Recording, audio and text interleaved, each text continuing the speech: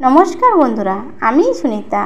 আজ আপনাদের দেখাবো শুধুমাত্র এক বাটি চাল দিয়ে হালকা ফুলকা সকালে জলখাবার বা সন্ধ্যেবেলার টিফিন হিসেবে কিন্তু খেতে পারবেন।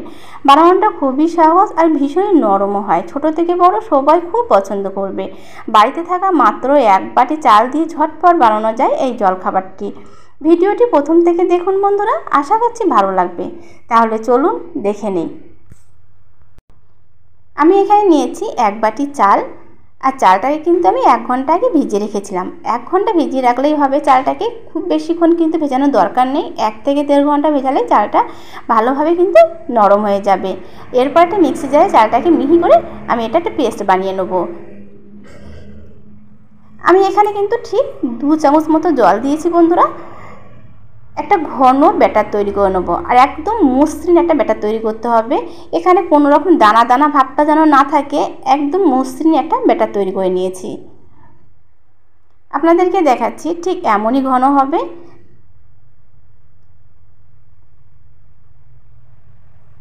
আর এখানে কোনো রকম দানা দানা ভাবটা থাকলে কিন্তু হবে না। চামচের পিছন দিকে দেখাচ্ছি, দেখুন দাগ দিচ্ছি, সঙ্গে সঙ্গে কিন্তু এটা মিলে যাচ্ছে না। আর একদম মসৃণ একটা ব্যাটার।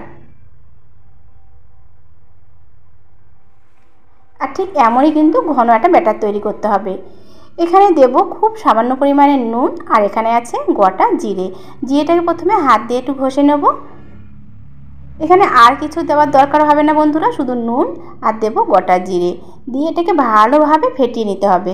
এটা যত ভালো ফেটানো হবে, ঠিক এই যে টিফিনগুলো কিন্তু দারুণ ফুলবে, একদম ফুলকো ফুলকো হবে।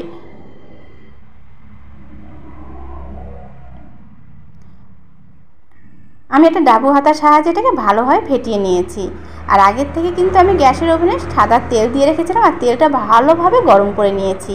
এরপরে ঠিক 1 হাতা আমি এখানে দেব ব্যাটার, আর এই সময় মিডিয়াম আঁচে রেখে দিয়েছি। আর এগুলো খুব ফুলকো ফুলকো করে নেব। এখানে কিন্তু কোনো রকম খাবার সোডা আমি ব্যবহার করিনি। দেখুন কত সুন্দর ফুলকো ফুলকো হচ্ছে, একদম সাদা সাদা হচ্ছে। এটা আমার হয়ে গেছে, তুলে নেব। একই রকমভাবে আর একটা দিচ্ছি।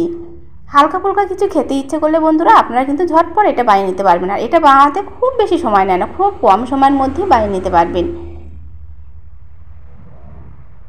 সবগুলোই কিন্তু খুব সুন্দরভাবে দেখুন বলের মতো ফুলে যাচ্ছে, আর দেখতে খুবই সুন্দর হয়েছে। দেখতে যতটাই সুন্দর হয়েছে বন্ধুরা, খেতেও কিন্তু ঠিক ততটাই সুস্বাদু হয়েছে।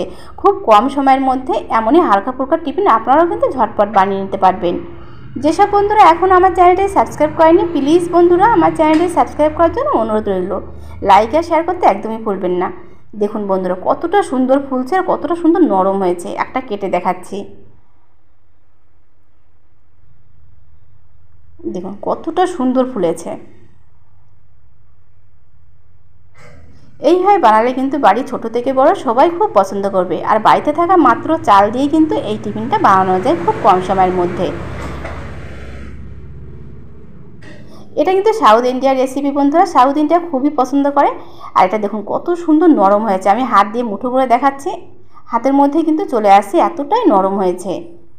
বাড়িতে থাকা মাত্র এক বাটি চাল দিয়ে ঝটপট বানানো যায়। আপনারাও ঠিক একবার এইভাবে বানিয়ে দেখুন, পরিবারের সবাই খুব পছন্দ করবে। আজকের রেসিপি কেমন হয়েছে অবশ্যই কমেন্ট করে জানাবেন। তাহলে সবাইকে আজকের মতো নমস্কার। সবাই ভালো থাকবেন, সুস্থ থাকবেন।